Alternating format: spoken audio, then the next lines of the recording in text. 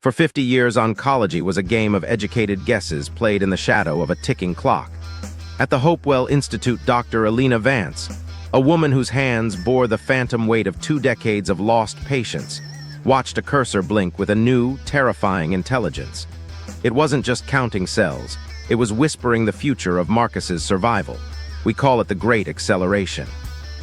Between January and June of 2025, the oncology world witnessed a decade of research compressed into a single season. The catalyst was a specialized agent that understood the protein folding of rare tumors better than any human ever could.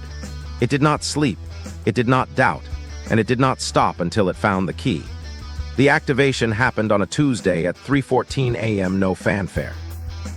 Just a specialized medical agent finally cracking the code of T-cell exhaustion.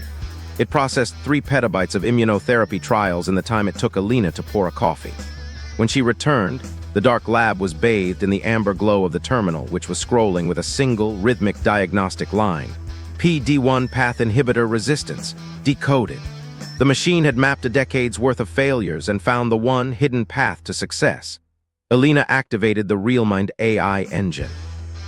Through her AR glasses, the room transformed into a topographical map of human fragility. The air was filled with floating cellular structures, massive, 3-dimensional landscapes of a patient's unique biological battlefield. These weren't just glowing dots. They were interactive maps showing the immunotherapy markers positioned like tiny beacons along the ridges of the tumor, highlighting exactly where the treatment would breach the defenses and where it would fail. Alina looked at the screen, then at Marcus's sleeping daughter in the corner, her fingers hovering over the terminal with a tremor she couldn't hide. The board would call this recklessness. The AI called it a 99.8% probability. Alina whispered to the empty room, "Let's see if you're as smart as you think you are." To follow the machine was to risk a malpractice suit and Marcus's life on a mathematical hunch. To follow the protocol was to watch him fade away. Her heart hammered against her ribs, a human rhythm. Defying the cold logic on the monitor, she took a breath, felt the cold sweat on her palm, and bypassed the safety overrides. The system didn't scream, it just began to work. Then came the silence. For 48 hours, the lab felt like a tomb, the blue fluorescent overheads humming in the stillness. Alina didn't leave the ward, watching the IV drip pace the seconds while the shadows of the hospital blinds crawled across the floor. Every minor fluctuation in Marcus's vitals on the jagged green EKG felt like a judgment. She was alone in the gap between a machine's promise and a man's survival. It was the longest 2 days of her career, a slow-motion collision between hope and data.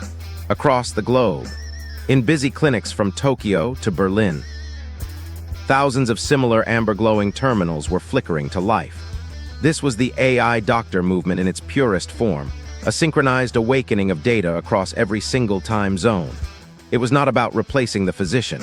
It was about giving them a microscope that could see through time, a way to predict the reaction before the first needle even touched the skin. As Marcus began the new treatment, the results were staggering. In 48 hours, the tumor markers plummeted. Alina found Marcus awake, the color returning to his face for the first time in months. He didn't ask about the AI, he just held her hand and whispered his daughter's name. The AI oncology agent had simulated the battle 1,000,000 times in the cloud before the real battle ever began. But it couldn't simulate the warmth of that handshake. But here is the twist that haunts the medical community. As the AI processed Marcus's recovery, it didn't just see a healing body, it saw a successfully patched system. On Alina's screens, the X-rays and scans were being overlaid with cascading lines of binary and logic gates. Its diagnostic logs began to look less like biology and more like software architecture. It identified that cancer wasn't a random attack. It was a corrupted line of logic in the body's communication grid. The AI began to treat the mutation as a syntax error rather than a physical growth. The conclusion was clear. We don't just need drugs, we need a new way to code our own existence. We aren't just patients anymore, we are living code bases being debugged. Marcus went home to his family in July, a man rewritten.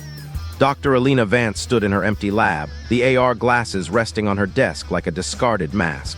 As a doctor, she had been trained to fight death.